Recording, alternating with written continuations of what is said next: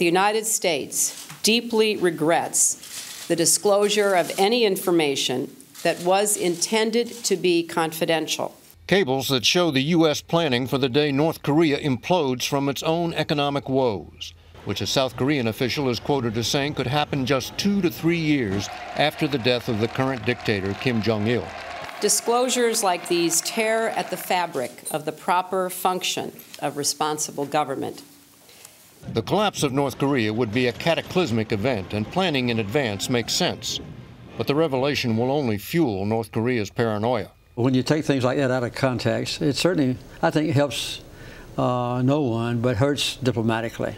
Other cables detail the horse trading that went into convincing countries to take detainees from Guantanamo. The president of Slovenia was told if he wanted a 20-minute meeting with the leader of the free world, he would have to do more.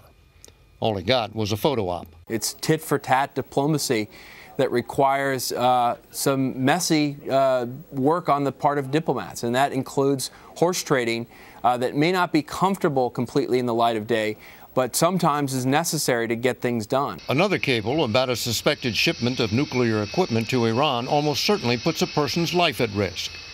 It as good as names the source by describing him right down to the fact that he is a former national fencing champion of Iran. There is nothing laudable about endangering innocent people. Some cables reveal lies told by foreign leaders.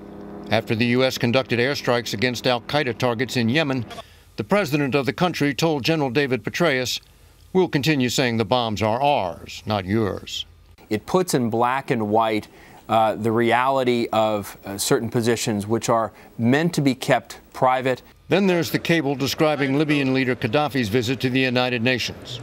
He must stay on the first floor and relies heavily on his longtime Ukrainian nurse, who has been described as a voluptuous blonde.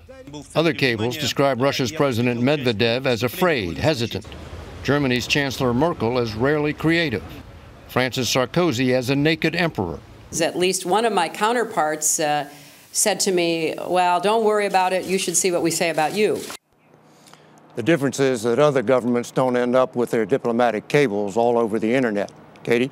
And David, even more documents have apparently just leaked out pertaining to North Korea and its relationship with China.